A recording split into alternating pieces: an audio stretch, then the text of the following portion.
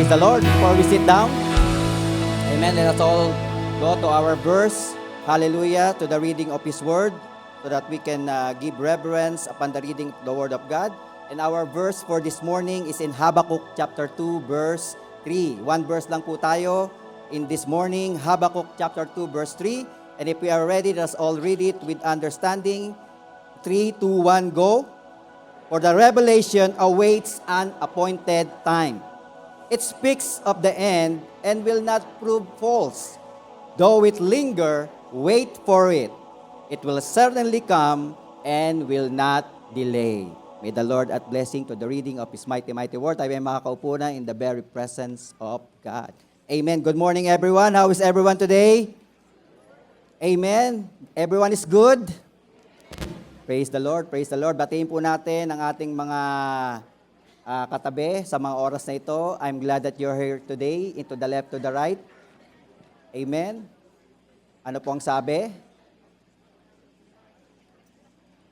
Sabihin po natin, I'm blessed that you are here today.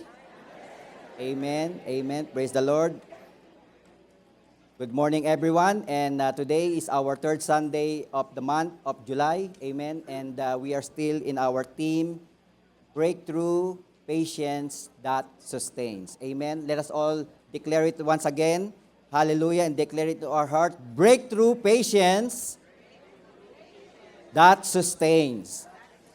Amen. Breakthrough patience that sustains. And today, allow me to share to you the Word of God. And the Lord has, put into my heart the Bible. In the Bible, Habakkuk chapter 2, verse 3. And it says in there, for the revelation awaits an appointed time. It speaks of the end and will not prove false. Though it linger, wait for it. It will certainly come and will not delay. Amen. That's why I entitled my message for this morning, Waiting Purposely. Let's say waiting purposely. If we want to experience breakthrough patience in our lives, we need to wait purposely. Amen. Because waiting purposely is very important in a part of a Christian life when it comes to God's promises. We all know that that God has provided so many promises. And when we come to know the Lord Jesus Christ, of course, when we come to know our Lord Jesus Christ, every one of us receive God's promises. Do you agree with me? Amen. Because whether we like it or not, there are so much promises available for God's children. Amen. And for us to live purposely, God wants us, as we wait for His promises, He wants us to wait purposely. And because of this, makikita po natin that God has provided so many promises in our lives.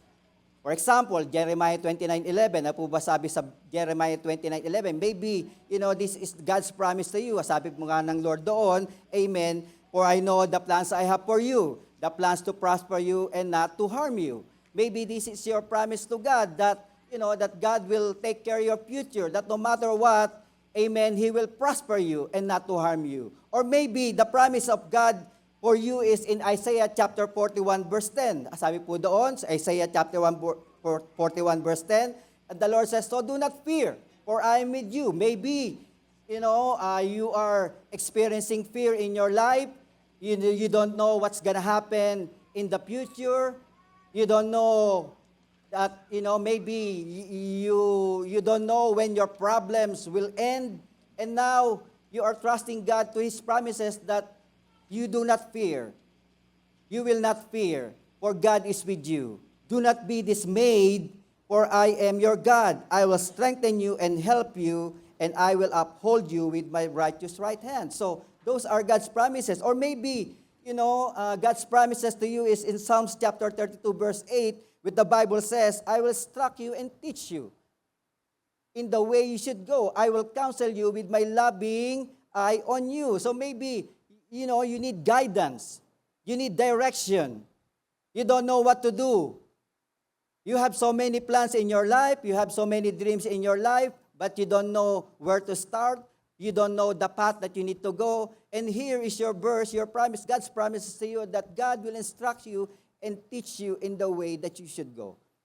Or maybe, probably, the promise of God for you is in John chapter 14, verse 27. Ano po doon? Peace I leave with you. My peace I give you. I do not give to you as the world gives. Do not let your hearts be troubled and do not be afraid.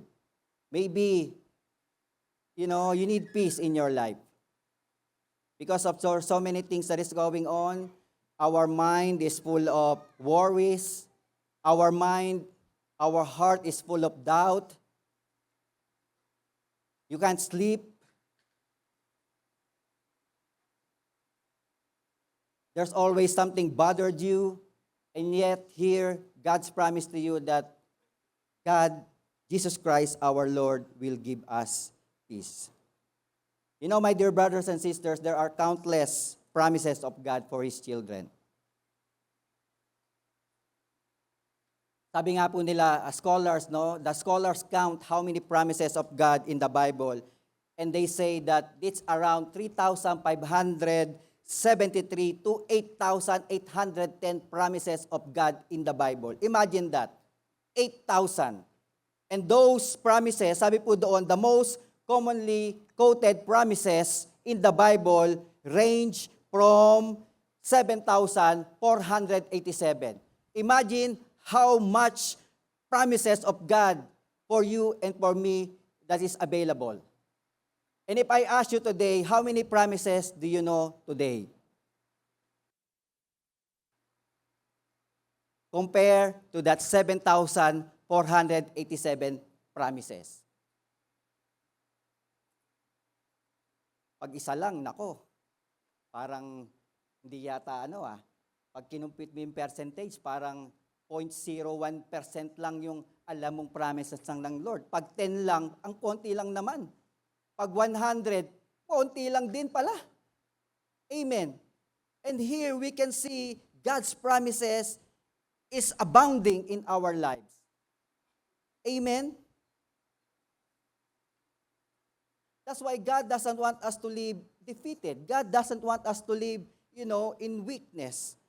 Because all of these promises that God has provided to His children, amen, the Lord will continue to manifest into our lives.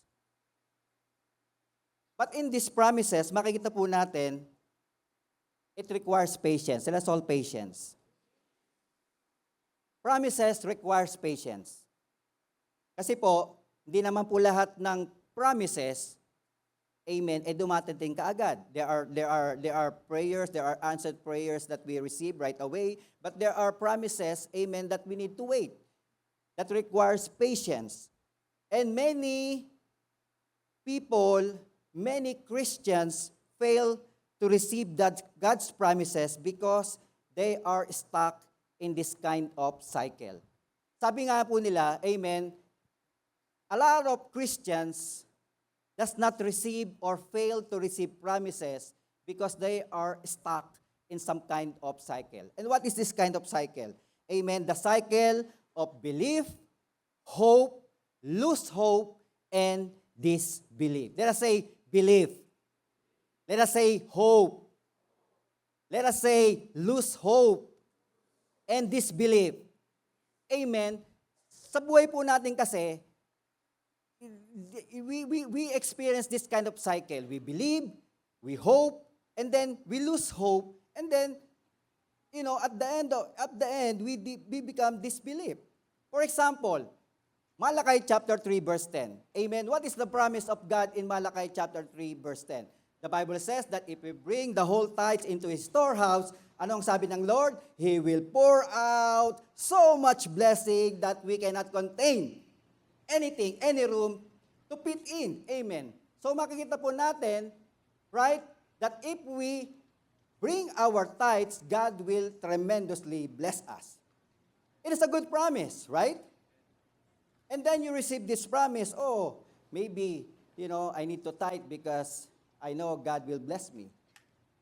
And then you receive that promise, you accept it, you believe it, You know the promise is true because you can see other people that are being blessed. So now, you think that, okay, I'll believe.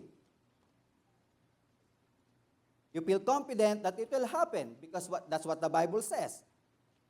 If I bring my tithes into the storehouse, God will bless me indeed. And now you have this hope of motivation. Amen. You become motivated. You try to, you plan your finances. Okay, this is for the Lord. This is for my expenses. 10% for the Lord. And then the rest, like 90%, is for ours. Right? You become motivated. You start doing something to receive that promises. But then, along the way, you experience delay. You experience difficulties. You experience hindrances. And you start losing hope. Maybe, you think that, your work, your job is still not coming, or maybe you still don't have raise from your salary, or the blessing that you're waiting for, the one that you have prayed for, the one that you said to Lord, Lord, I will tithe. Just give me this. And they're still not happening. There's a delay. And now, you're starting to lose hope.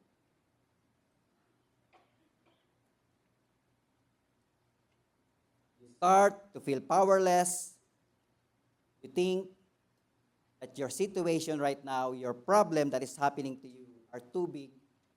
Nothing will do to make it work. After losing hope, then become disbelief. When disbelief creeps into our heart, into our mind, amen, it often results fear, discouragement, and even spiritual instability. Pag nagkaroon na po tayo ng disbelief sa ating puso, sa ating buhay, in our mind, amen, we start to become fear. We become fearful. Natatakot na tayo. Mukhang wala yata Right? Parang hindi yata darating parang hindi yata totoo na the Lord will bless me. Magkakaroon ka ng doubt sa mind mo ngayon. Amen. And now, what will happen when you become disbelief, you begin to lean on your own understanding. And what happened when you begin to lean on your own understanding? Now, you do it your way. Kaya ngayon, ano nang gagawin mo? Tagal ni Lord. O na bahala. Kahit ano na lang. Right?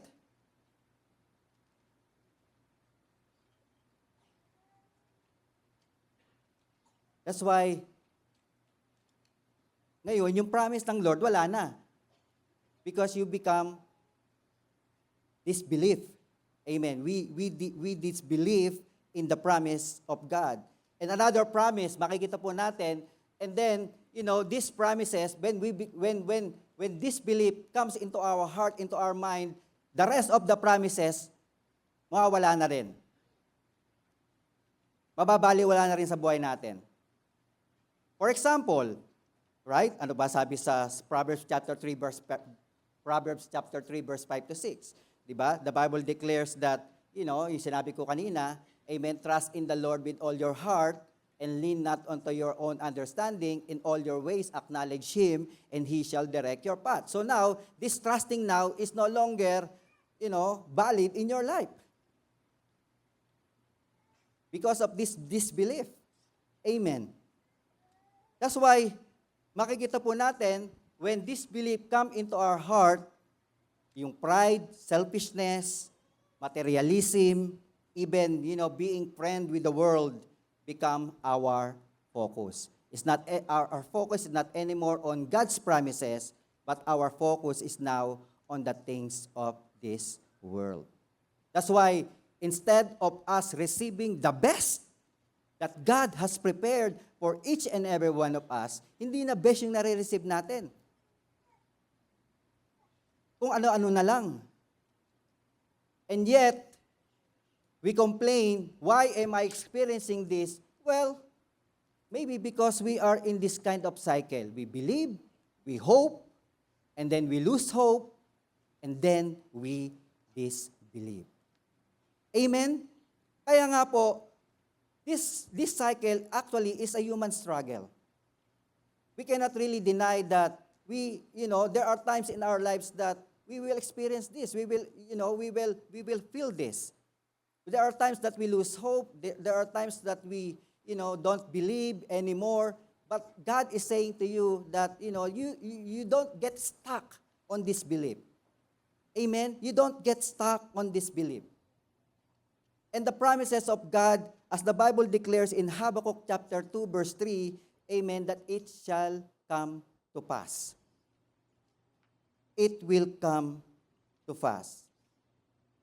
And the only thing that we need to understand, right, the reason that we struggle is because we use our finite understanding compared to the infinite understanding of God. Amen? Our understanding will not really understand the will of God in our lives. That's why, my dear brothers and sisters, the book of Habakkuk, chapter 2, verse 3, remind us, amen, that God's promises, back to my PowerPoint, operate in a divine timetable. Let's say timetable. God's promises operate on a divine timetable. Our timetable is not the same as God's timetable. Amen. That whenever, God reassuring us that even when our goals or vision seems delayed, it will surely come to pass.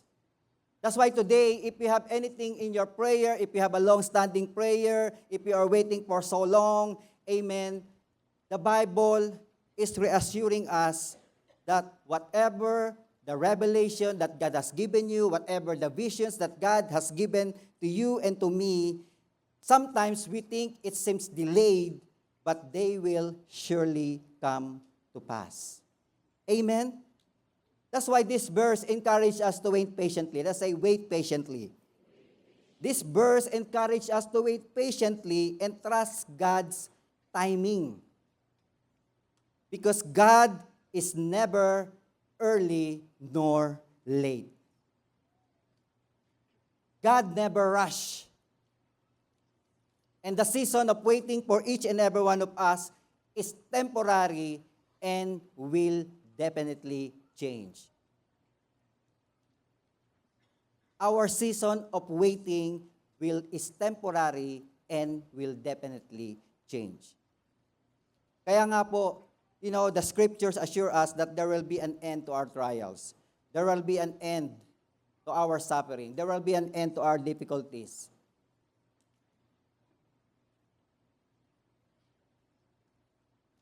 That's why, my dear brothers and sisters,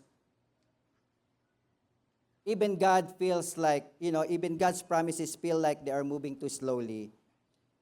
Like I said, it will come to pass. Kaya nga po, in 2 Corinthians chapter 1, verse 20, it says in there, for no matter how many promises God has made, they are yes in Christ. And so through Him, the Amen is spoken by us to the glory of God. Amen?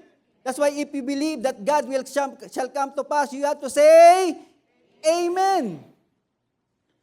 Because it's a yes. And the Bible declaring here that no matter how many promises of God He made, that's 7,000 plus promises, they are yes in Christ, our Lord Jesus Christ. That's why for us, it's very important that we need to understand God's promises. Now, moving on to my PowerPoint, makikita po natin that there are biblical truths in God's promises. In Habakkuk chapter 2 verse 3, makikita po natin that there are things in there that we can find, the basic truths, the truths in God's promises. And here, makikita po natin na number one truth that we can see in these promises that every weight is appointed by God. Let us say, every weight. Lahat po ng ating paghihintay, it is appointed by God.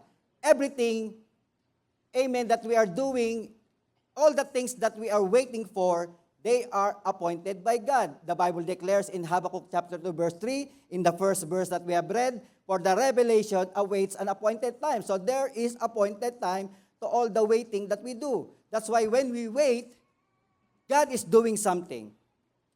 You have not received it yet because it's not an appointed time by God. Amen. Just like the timetable of pregnancy, nakikita po natin, no? Pagka ang bata lumabas ng 7 months, 8 months, it's premature. There's a lot of problems. That's why you have to wait for 9 months.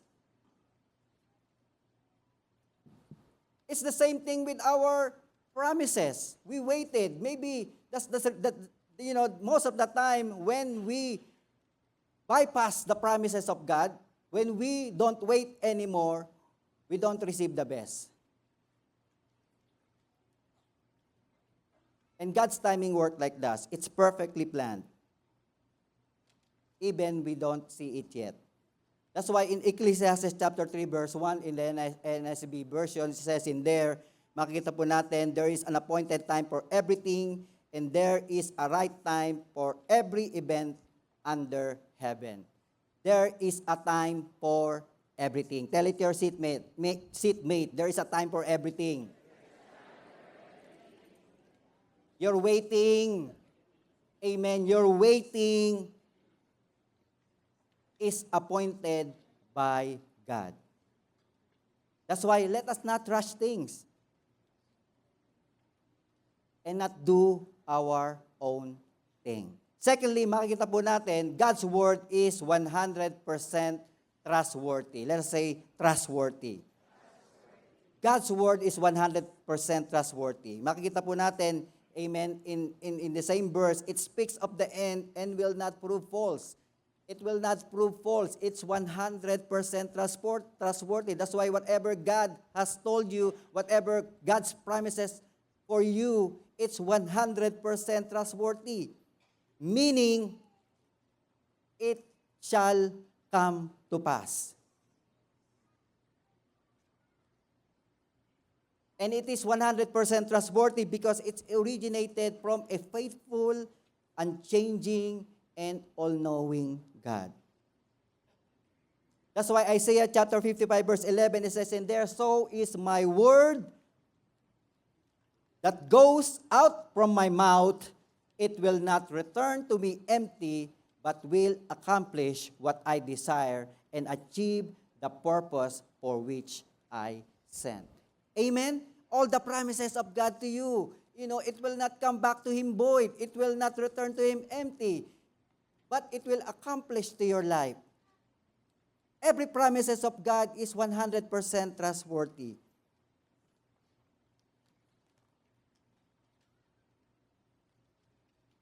Everything the Lord has spoken in Scripture will accomplish its purpose. That's why the Bible declares in Matthew chapter 24, verse 25, heaven and earth will pass away, but my word will not pass away. Every word of God will not pass away. Every promises of God to you and me will not pass away.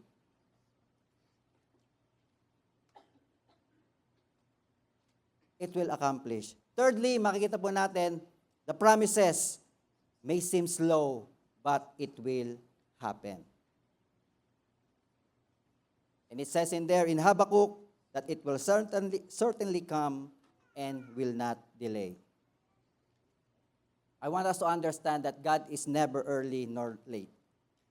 Like I said, our human clock is very different from God's clock.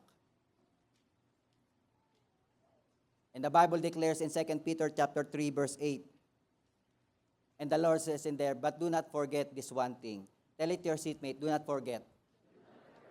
Ano yung mga hindi natin, ano yung dapat nating hindi kalimutan? What are the things that we always remember and not forget? It says in there, dear friends, with the Lord, a day is like 1,000 years, and 1,000 years are like a day. So if you are waiting for 10 years, how long is that with God? If you are waiting for a year, how long is that with God? Amen? And God is working on a different timetable. And God's timetable really different. God's timetable is not really the same as human God's timetable. There's a story about a father who promised his son to buy a house. The father promised his son to buy a house. Of course, when the father promised his son to buy a house, there will be a timetable.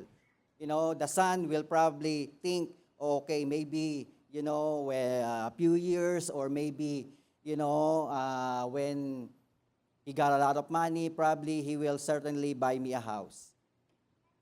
And there is a timetable.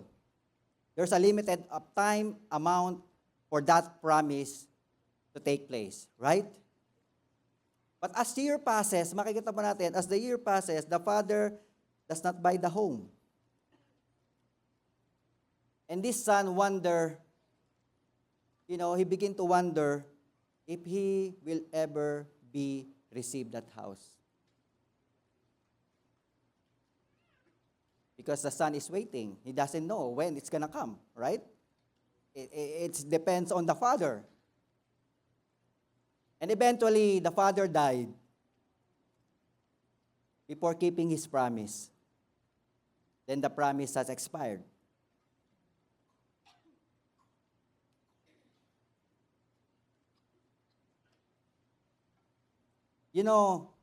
What's the point of this story? That's why we don't base our time to human time. Amen? We must not look on the promises of God through human standpoint.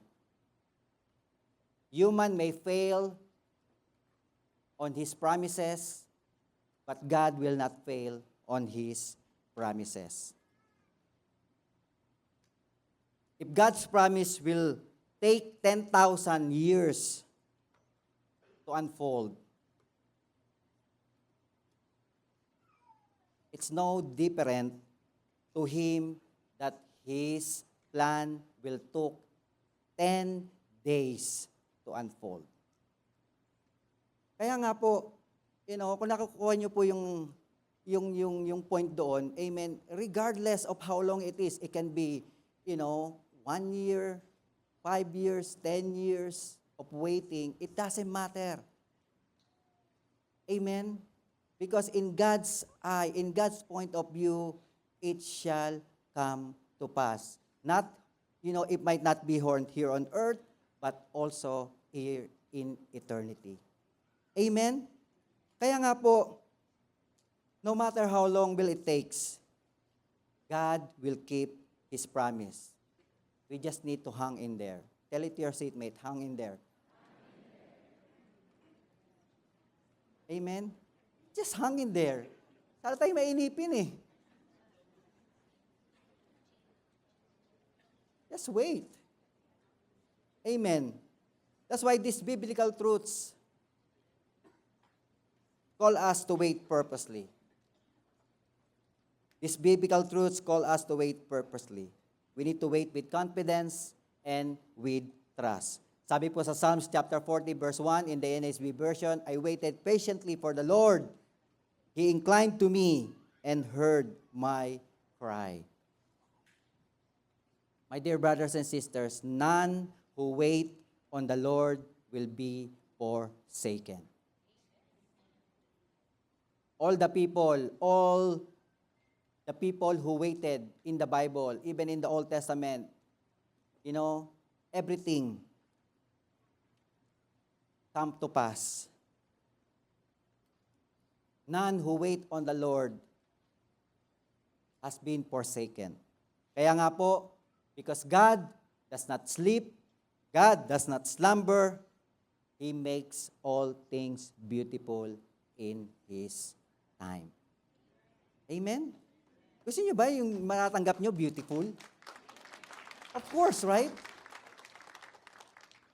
Kaya minsan, we receive what we want and yet we still not happy. We receive what we want and yet we still not satisfied. Why? Because it's not from the Lord. We think it's from the Lord, but most of the time, it's not. That's why, my dear brothers and sisters, God make things beautiful in His time. Ecclesiastes chapter 3, verse 11. He make all things beautiful in His time. That's why when we wait patiently, when we wait purposely, everything that we receive, every promises that we will receive, amen, it will become beautiful. You will be happy, you will be joyful, you will be satisfied in all the blessings that you will receive from God. Amen? Kaya nga po, how can we wait purposely? How can we wait purposely? Actually, I have this acronym, WAIT. Amen? So I have 4 things that we can do for us to be able to wait purposely. And the first letter is W. Amen? And what is W? Let us say, what is this W? Worry not. Tell it to your seatmate, worry not. Amen? So for us to be able to wait purposely, then we don't need to worry. We worry not. And what do we need to do? Amen? We need to trust God fully. We need to trust God fully. In Isaiah chapter 41, verse 10, it says in there, "Fear not, for I am with you. Be not dismayed, for I am your God. I will strengthen you. Yes, I will help you. I will uphold you with my righteous right hand." If I'm going to ask you today, what is in your mind today? Are you worrying something? Are you worrying something right now? Are you worrying about your papers? Are you worrying about your job? Are you worrying about your children? Are you worrying about your spouse? Are you worrying about your relationship? Are you worrying what you're going to eat this lunchtime?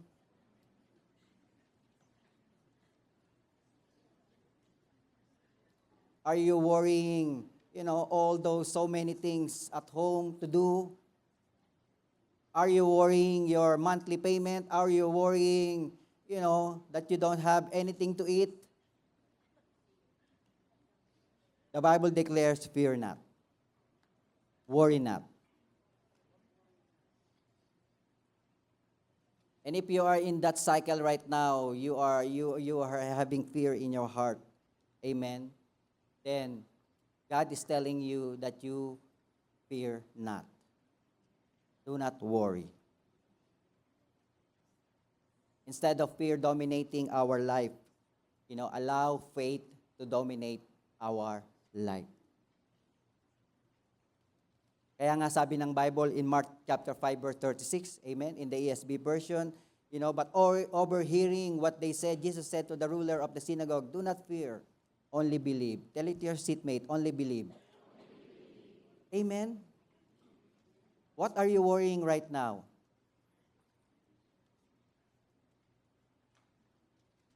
The Bible says, Jesus says, "Do not fear, only believe."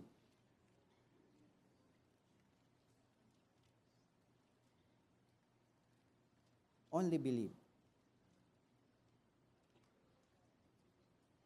And I remember, sometimes we don't know what to say, we don't know what to believe, we don't know what to pray. And then there's a time that we have studied, amen, we pray by Scripture. Because we all know that God's word will not come to Him void. It will not come back to Him. It will accomplish its purpose. That's why, when you pray, amen, you use the word of God. That's why if you are, worrying, maybe this is your scriptural antidote for your worry. Ano po yun? Makikita po natin in Luke chapter 12, verse 22 to 28. Pwede ba natin ilabas ng buo? Luke chapter 12, verse 22 to 28. Amen. In Luke chapter 12, verse 22 to 24, it says in there, Then Jesus said to his disciples, Therefore, I tell you, do not worry about your life, what you will eat, or about your body, what you will wear. Amen. You know, when we look at this verse, makikita po natin that God will certainly provide for your needs. So this is your antidote for your worry. When you have received these promises, amen, the Lord is saying to you that do not worry about anything. Because God will provide for you. Amen? And then you move on in Luke chapter 12, verse 25 to 26, it says in there, Luke chapter 25, verse 26, it says in there, Who can you add a single hour to your life? Sino ba ang pwedeng magdagdag ng oras sa buhay natin? No one. Amen. And God is telling you and me that God is our sustainer. He will sustain us. He will strengthen us. Whatever that is missing in our life, whatever the things that we need to do, He will sustain us. And another scriptural antidote to worry is in verse 27 to 28. It says in there, amen, that how much more God will clothe us. Consider how the wildflowers grow. They do not labor or spin. Yet I tell you, not even Solomon and all his splendor was dressed like one of these. In verse 28, and it says in there, amen, if that is how God clothed the grass of the field, which is here today and tomorrow is thrown into the fire, how much more will He clothe you? You of little faith. That's why God will favor you. God will provide for you. God will sustain you. God will favor you. Amen? That's why we just need not to worry. Of course, worrying is normal, but don't dwell on that worry. When worry comes into our mind, amen, ano ang kailangan natin gawin? Let us declare the promises of God in our life. Let us declare God's promises in our life. Secondly, after worrying not, letter A, alarm not. Hindi yung alarm ng Breakthrough 320 ha. You know, we normally, we always being alarmed of something. We panic. Sino rito yung mahilig magpanic? A lot of people always panic in something. Minsan hindi naman problema, nagiging problema. We panic. But the Bible declares in Romans chapter 12, verse 12, in the NLT version, it says in there, Rejoice in our confident hope, be patient in trouble, and keep on praying. Be patient in trouble. Let us say patient. We need to be patient in our trouble. That's why when we are patient in our trouble, we don't panic. We are not being alarmed. Oh yeah, the problem is coming right now. There's a bad news. You are looking at your, bank account. It's becoming negative. What do you do? Amen. When trouble comes, when trouble hit us, what do we do? When you open your fridge and nothing in there, what do you do?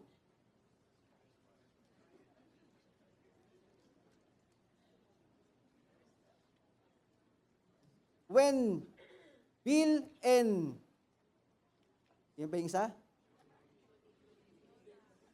Si Judith, when Judith and Bill is coming soon. And you know that you are short. What do you do? There's two things that only we can do. We complain or we call on the Lord.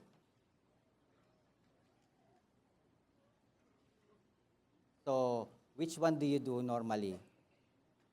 I think our nature is to complain. But God is saying to us, amen, when trouble comes, we need to call on the Lord. Because a lot of people complain rather than calling upon on the Lord. You know, in Exodus chapter 17, verse 1 to 6, makita po natin the story about, the Israelites are in the desert. And, there are times that happen to them that they are thirsty. There's no water to drink. Amen. And the Bible declares in verse 1, it says in there, the whole Israelite community set out to the desert of Sin, traveling from place to place as the Lord commanded them. They camped at Rephidim, but there was no water for the people to drink. Amen. And verse 2, sabi po doon, anong ginawa nila? They know God is with them, right? God is directing them. God is giving them manna. God is giving them, quail. God is providing them clouds. God is providing them fire. But now there's no water. So what their reaction, what they do, amen, when they found that there's no water. And sabi na ng Bible in verse 2, so they quarreled with Moses and said, give us water to drink. Moses replied, why do you quarrel with me? Why do you put the Lord to the test? In verse 3, makikita po natin, but the people were thirsty for the water there, and they grumbled against Moses. They said, why did you bring us up out of Egypt to take us and our children and livestock die of thirst? Minsan na problema natin, yung promise pag hindi dumarating, sometimes when the promise does not come, amen, we blame God.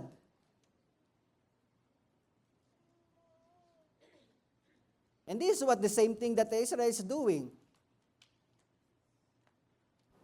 And then in verse 4, makikita po natin, Moses. We need to be like Moses, not the Israelite. And here in verse 4, then Moses cried out to the Lord, what am I to do with these people? They are almost ready to stone me. In verse 5, it says in there, the Lord answered Moses, go out in front of the people, take with you some of the elders of Israel, and take in your hand the staff with which you struck the Nile, and go. In verse 6, I will stand there before you by the rock at the Horeb, strike the rock, and water will come out of it for the people to drink. So Moses did this in the sight of the elders of Israel. Amen? Moses called upon the Lord. Kaya nga po, pag wala ka, if you're missing something, instead of complaining, Lord, wala na naman. Lord, kulang. Call on to the Lord.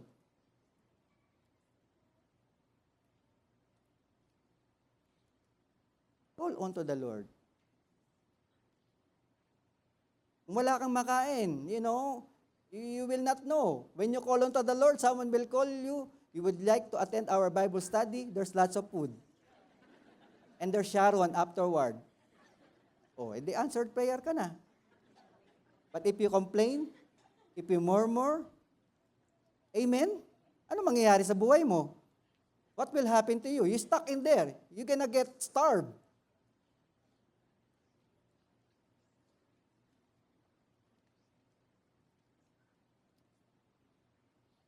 Right. Always do in prayer. Even us, with me and Pastora, when we, at home, when we are needing something, just a simple things. It's so hot.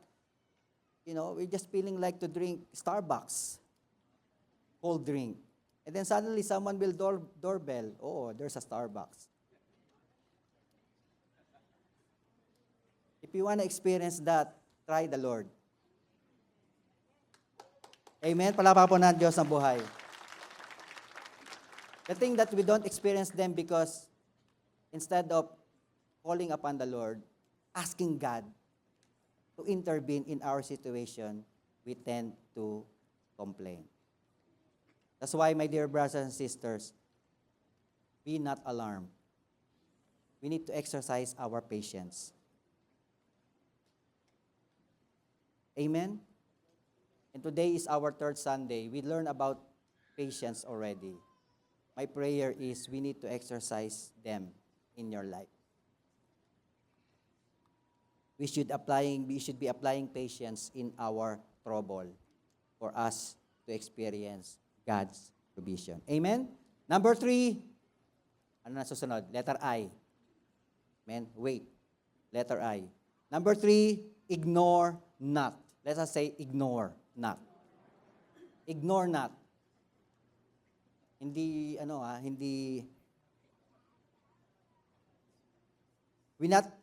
we should not ignore God's promises. We need to claim. Instead of ignoring God's promises, we need to claim God's promises. In James chapter 1, verse 25, meron po tayo CEV version, Contemporary English version. It says in there in James chapter 1, verse 25, but you must never stop looking at the perfect law that sets you free. God will bless you in everything you do if you listen and obey and don't just hear and forget. That's why we need to remember. We need to claim God's promises. Now, if you only have one promises, then you read more the Word of God.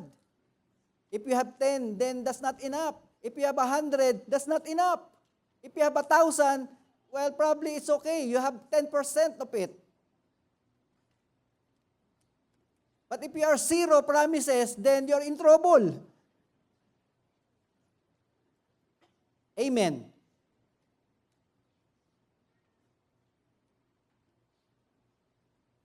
We are in trouble when we have 0 promises.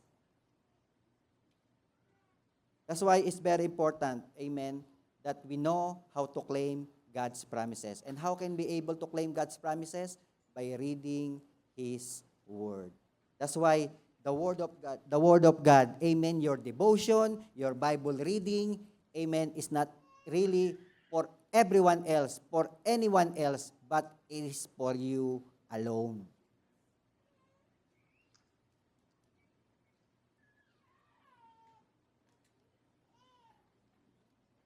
That's why don't let the day pass by without reading His Word.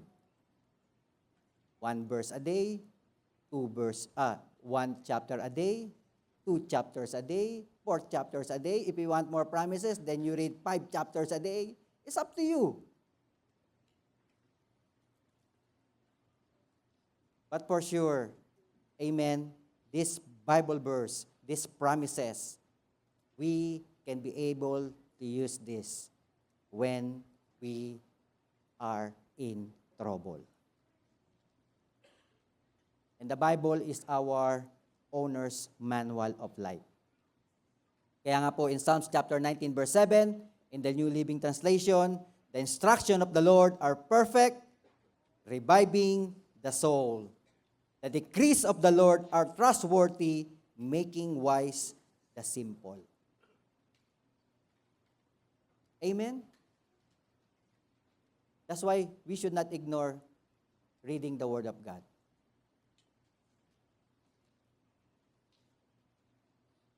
Remember all those promises.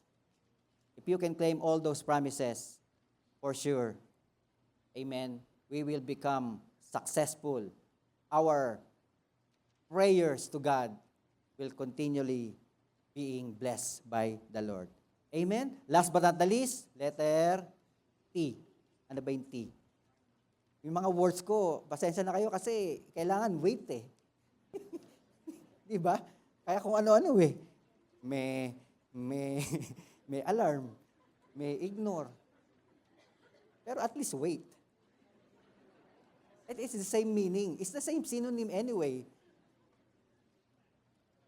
Last, eto mas matindi. Tumble not. See? Ano ba yung tumble? It's the same thing.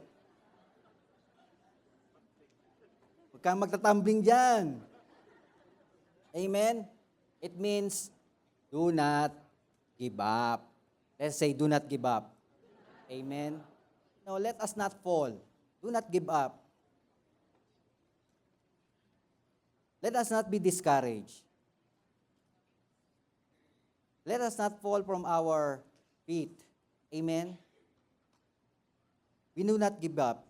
The Bible declares in Galatians chapter 6, verse 9, in the NASB version, says in there, let us not become discouraged. NASB, 1995? Hindi.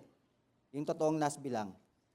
Let us not become discouraged in doing good, for in due time we will reap if we do not become weary.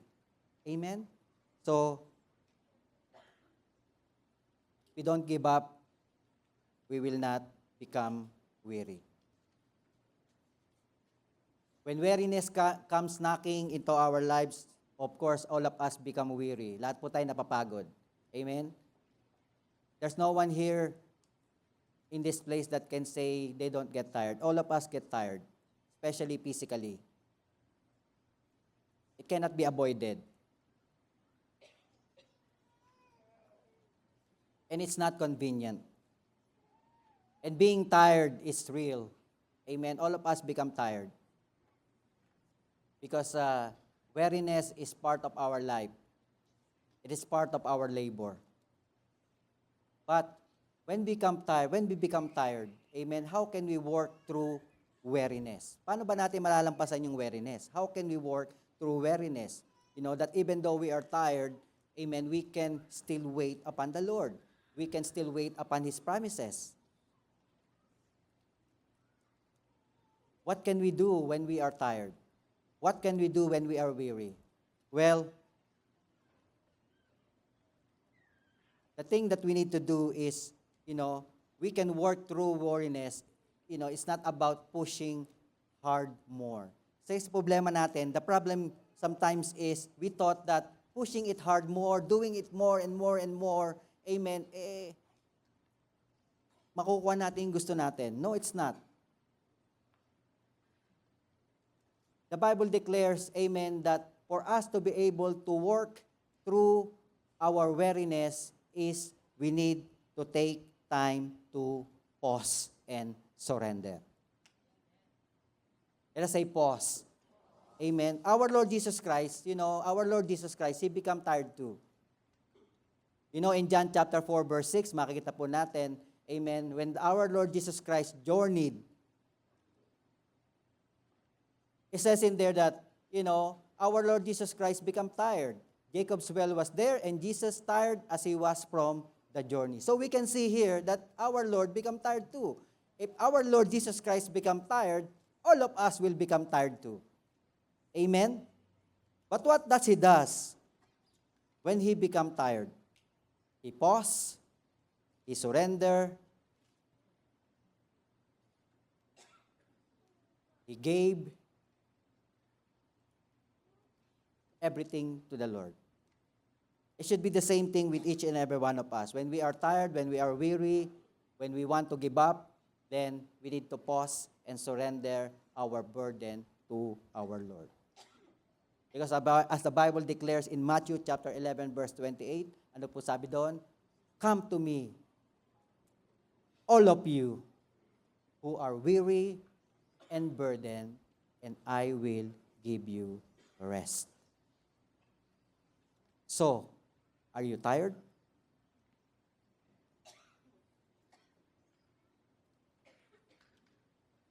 Do you want to give up? Do you want to quit? Do you want to give up on God's promises? Lord, parang hindi na yata darating eh.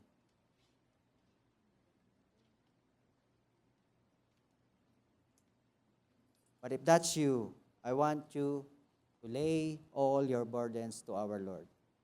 As He has promised in Matthew chapter 11, verse 28, amen, that those who are weary and burdened, God will give them rest.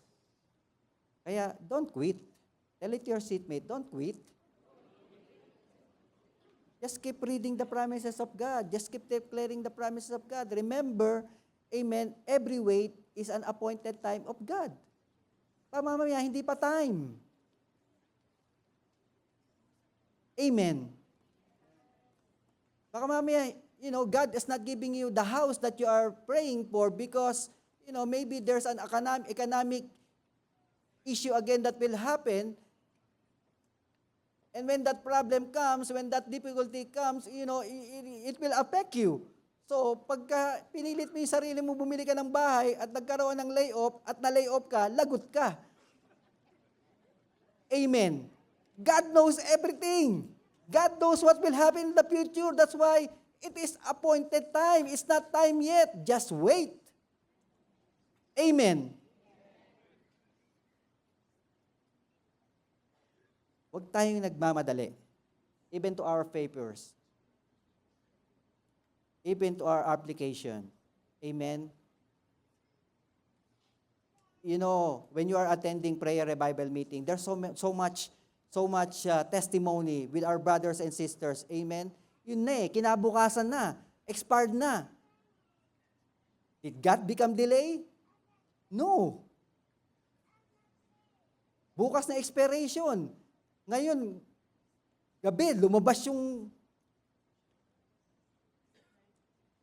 result ng application. It's always God's perfect time. Amen? That's why do not give up. When we are waiting for so long, amen, do not give up. Instead, we look up. Let us say, look up. Hindi yung titingin ka sa ceiling, Hindi yun. That's not what I meant. Look up to Jesus, the author and the finisher of your faith. Look up where the blessings come from in heaven. It's not yung, tapos gumukulot na yung iba na, Right? You look up to God. Don't give up. Kaya nga po, all those 4 things, amen, will help us to wait purposely. We should not worry. We should not be alarmed. We should not forget the promises of God. And lastly, we don't give up.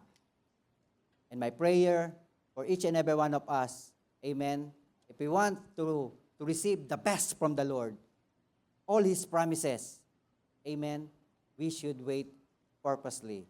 We should wait intentionally. We should wait radically. And as I end, my dear brother and sister, mabilis tayo ngayon I hope. As I end, how can we apply Habakkuk chapter 3 verse 2 in our life? Amen. Habakkuk chapter 3 verse 2 is it's a good promise of the Lord in each and every one of us. That while we are waiting, we should have faith in our hearts that all the weight that we have in our life, amen, all the promises that God has given to each and every one of us will surely come to pass. And as we reflect on this verse, amen, maybe the good reflection that we can do into our life today, the good reflection that we should ask ourselves is, the first question is, what am I waiting for? You should ask yourself, what am I waiting for today? What am I waiting for today? Do I have any prayer for the Lord? Is there anything that I'm waiting for the Lord to answer me? What are the things that I am currently waiting for God to do for me? Is it our relationship? Is it your relationship? Are you waiting for God to fix your relationship with your husband and wife? Or your relationship between parents or children? Is that what you're waiting for? Or maybe you're waiting for breakthrough in your life. Or maybe you're waiting for healing. Lord, you said that you will heal me. I always sing Lord, you are the God that healeth me. And yet, I'm still sick. What you are waiting for? Or maybe you are waiting for clarity. or direction. You are waiting for your direction. Or maybe you are waiting for whatever prayers that you have. For your papers, for the job that you have dreamed of. You are waiting for you to finish your school.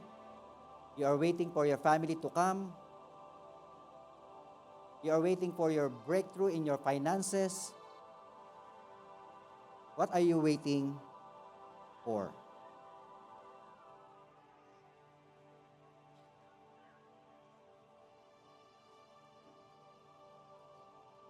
And then, if you have answered that question, and you know what you are waiting for, then you should ask yourself to, do I wait for God's timing?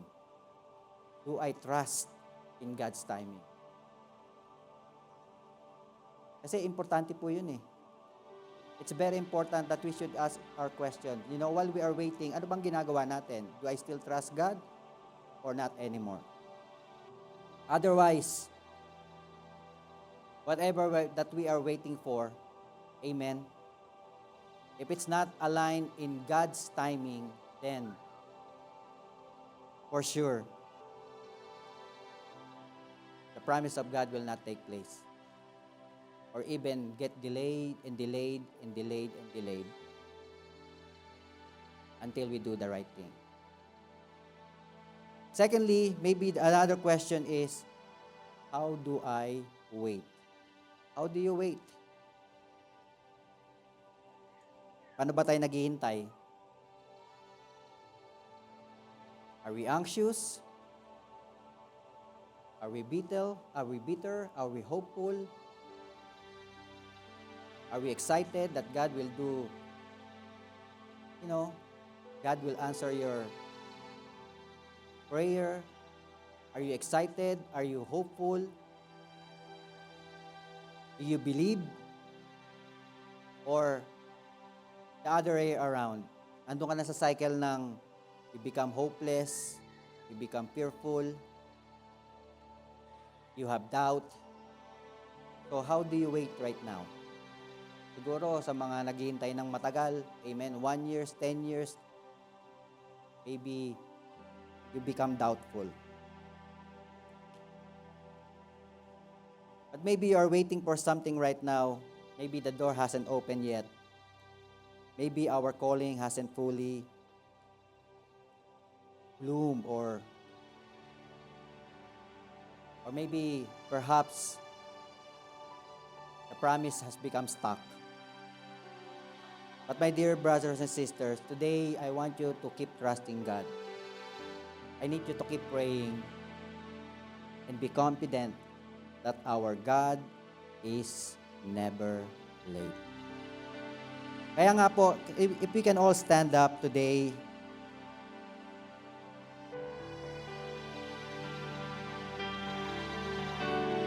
with all these two questions, we need to be honest.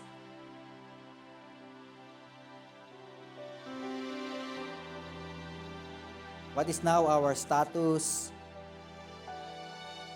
in the promises of God in our life?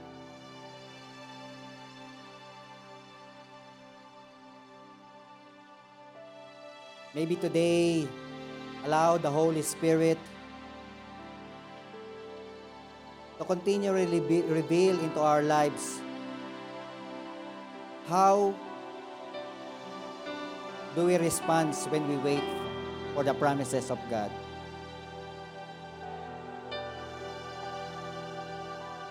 If we are complaining, if we are in doubt, if we are anxious, if we are bitter, maybe the right thing to do right now is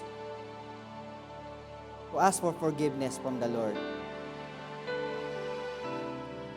Because all these things are sin.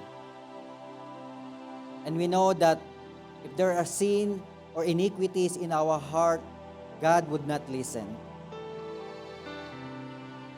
That's why if there's any anxious thoughts in our lives, ask God to replace it with hope, with trust, and with faith. Kung napangunahan na natin ang Lord, we have done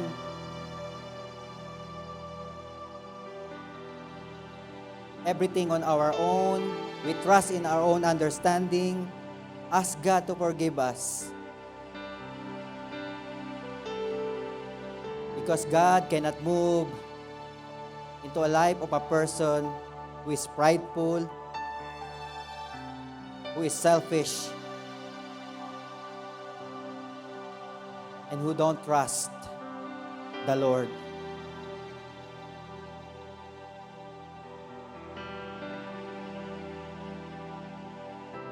Lord, clear our minds, clear our hearts today, that whatever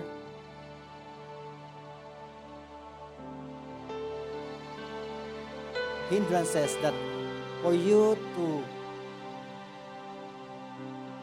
move into our lives today, may you cleanse our heart,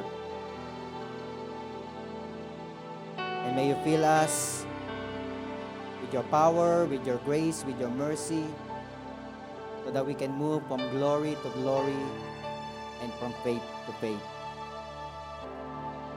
And today, as we wait for the Lord, as we wait for the Holy Spirit to take over whatever the circumstances that we are experiencing today, allow the Holy Spirit to take full control of every situation, of every prayers that we have into our hearts today. Hallelujah, hallelujah. Oh, Holy Spirit, we come and ask for you to move in the life of your people today. Whatever the difficulties that they are experiencing right now, whatever hindrances, Lord, whatever doubts, oh God, that keep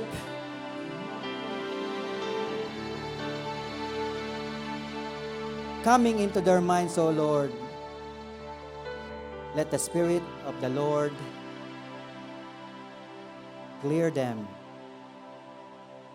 Hallelujah, hallelujah. Oh, as we wait for you, oh God, hallelujah, we claim that you will move in this place. Allow the Holy Spirit to take over your mind, your heart, your soul. Hallelujah. So that we can wait purposely in all the promise of our God in our lives. Hallelujah, hallelujah.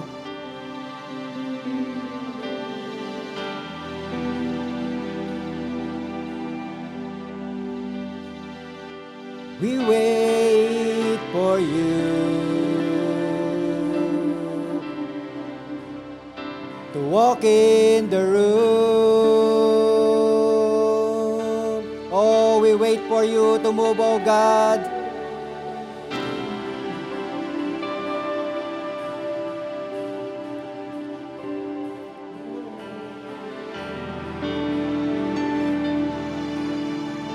Hallelujah, hallelujah.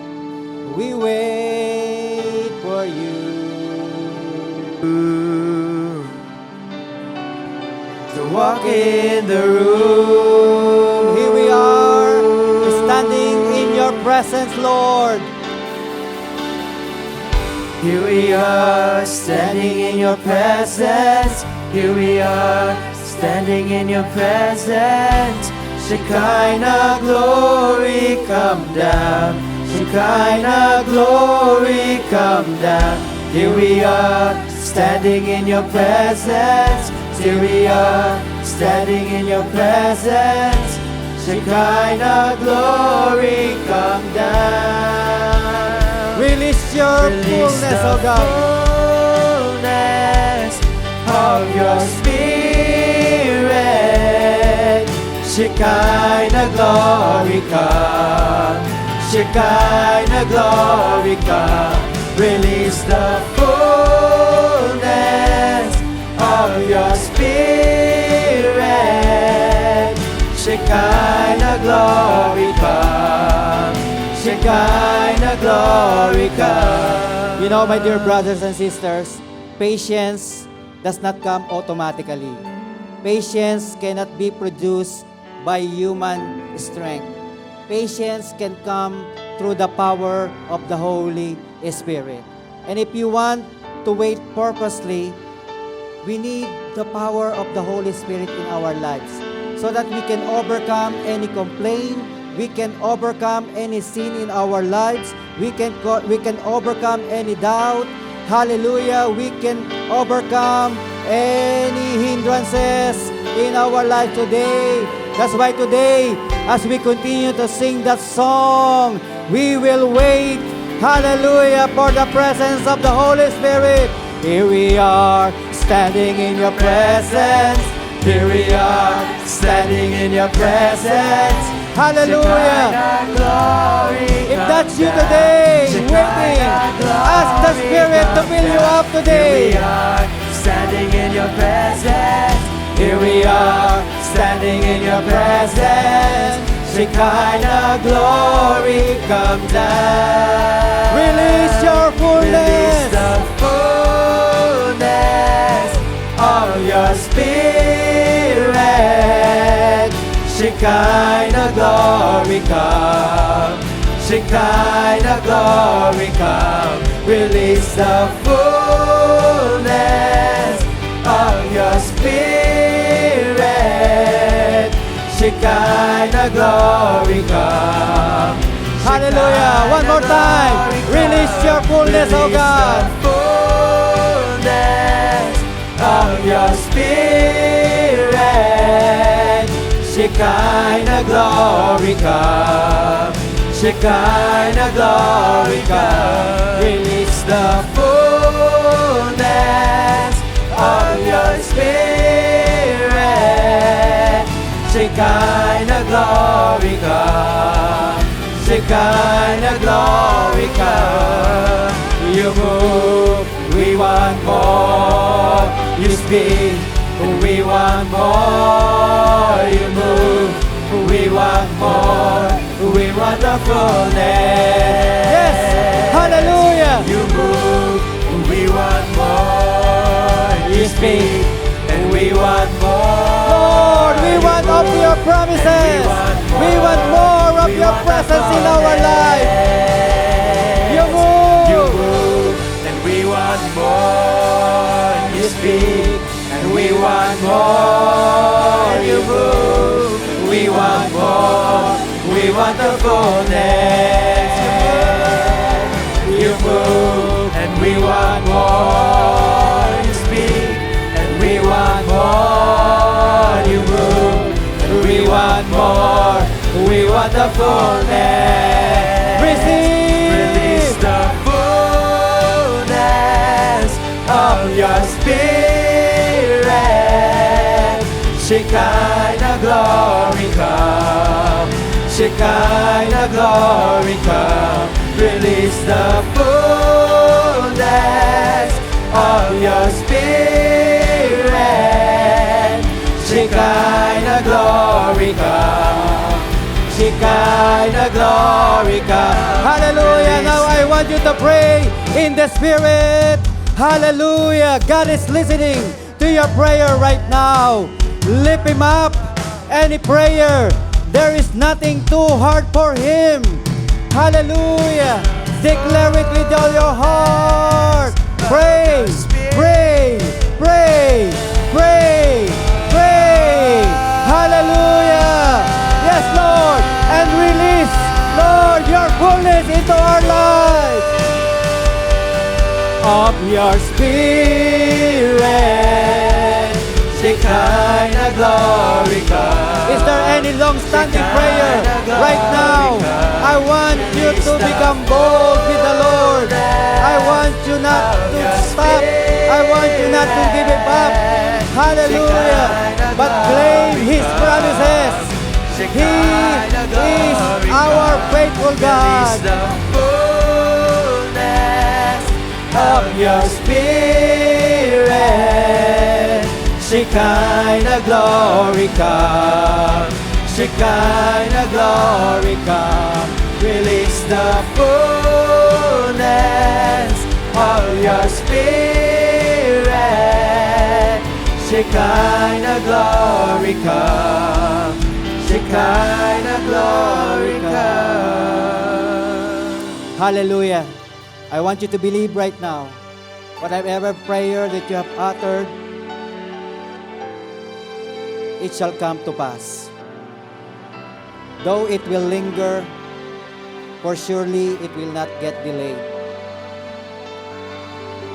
I want you to trust in God's timing today.